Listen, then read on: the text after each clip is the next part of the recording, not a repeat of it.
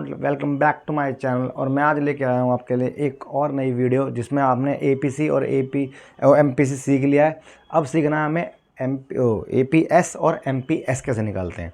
देखो, एपीसी और एमपीसी किसका पार्ट था? कंजम्पशन फंक्शन का, क्योंकि वो कंजम्पशन से था। अब एपीएस और एमपीएस है सेविंग फंक्शन का, क्योंकि वो सेविंग का पार्ट है। तो आपसे किसी ने पूछा कि सेविंग फंक्शन क्या होता है, बचत फलन क्या होता है। आपने बोला भैया बचत तो हम इनकम से करते हैं। करते हो नहीं करते हो? सेविंग फंक्शन सेविंग कहाँ से करते हो? इनकम से करते हो। तो relation between saving and national income, relation between saving and national income is known as saving function. भाई आपकी बचत और आय में जो संबंध पाया था उसे क्या बोलते हैं हम? Saving function. तो सेविंग फंक्शन क्लियर है आपको क्या होता है? सेविंग फंक्शन, बचत और आय में जो संबंध पाया था उसे क्या बोलते हैं? Saving function. दूसरी बात, इस सेविंग फंक्शन कितने तरह का होता है? दो तरह का। बस तुम्हें कुछ नहीं करना, जहाँ पे वहाँ सी लगाया था यहाँ पे बस तुम्हें एस लगाना है। ठीक है? कैसे? देखो, सेम डेफिनेशन है। Ratio of saving and national income, जो सेविंग और इनकम का रेशियो होता है उसे क्या बोलते हैं? APS, average propensity to save, marginal propensity to save. तो एपीएस क्या होता है? एस अपॉन में वाई। मतलब कि एपीएस का फॉर्मूला क्या होता है? एस अपॉन में वाई। अब देखो इसमें वाई नीचे क्यों आ रहा है? क्योंकि सेविंग इंसान कहाँ से करता है? इनकम से। तो नीचे क्या आने वाला है? वाई। सब में क्या आने वाला है? वाई, सिर्फ एक चीज़ को छोड़ के, जो भी आगे टॉपिक आएगा। तो आपको ये भी समझ में आ गया एपीएस कैसे निकलता है? S upon Y. जबकि एमपीएस कैसे निकलता है? एम का मतलब मार्जिनल, मार्जिनल मतलब डेल्टा, डेल्टा मतलब डिफरेंस। तो समझ में आ गया या नहीं आ गया? बहुत बढ़िया। आपसे कोई पूछता है एमपीएस क्या होता है? The ratio of change, delta मतलब change in S and change in Y, Y मतलब इनकम, एस मतलब सेविंग। समझ में आया या नहीं आया? फिर लिखवाया भाई वैल्यू ऑफ एपीएस। एपीएस तो भाई नेगेटिव भी हो सकता है, पॉजिटिव भी हो सकता है, जीरो भी हो सकता है, लेकिन आपका एमपीएस हमेशा जीरो और एक के बीच में ही रहता है। तो भाई अगर एपीएस और एमपीएस के बारे में पूछो बता दोगे क्या? भैया एपीएस होता है एवरेज प्रोपेंसिटी टू सेव, जिसका रेशियो होता है सेविंग और इनकम का। नंबर 3 इसका फॉर्मूला एस अपॉन वाई। और नंबर 4 इसकी टेबल जो मैं बनवा रहा हूँ। देखो याद रखना, मैं जो बताने वाला हूँ ये पूरे एडी में काम आएगा आगे तक। किसी व्यक्ति की इनकम क्या जीरो हो सकती है? तो आप बोलोगे नहीं हो सकती। तो मेरे भाई अगर आप, बहुत सारे लोग ऐसे हैं जो कमा नहीं रहे हैं, कि उनकी इनकम जीरो नहीं है, तो अपने मन में बनाओ इनकम की लाइन 0, 100, 200, 300, 400 बना ली। सेव इनकम की लाइन याद हो गई। इनकम की लाइन कहाँ चालू होती है? हमेशा जीरो से। कहाँ चालू होती है? जीरो से। कहाँ चालू होती है? हमेशा जीरो से। तो इसका मतलब जब भी कभी तुम इनकम की लाइन बनाओगे, कहाँ से बनाओगे? जीरो से। कंजम्पशन क्या कभी जीरो हो सकता है किसी का? नहीं। तो ये कभी जीरो हो सकता नहीं है, इसलिए इसे चालू करो 100 से। किसे चालू करो? 100 से। 100, 150, 200, 250, 300। कोई डाउट? कोई डाउट? और हमेशा याद रखना वाई का डिफरेंस ज़्यादा होना चाहिए, सी का डिफरेंस कम होना चाहिए। क्यों? क्योंकि तुम सारे बंदे अपनी सारी इनकम निकालते हो, थोड़ा बहुत बचाते भी हो ना, तो इसलिए ये डिफरेंस ज़्यादा, ये डिफरेंस होना चाहिए कम। कोई डाउट?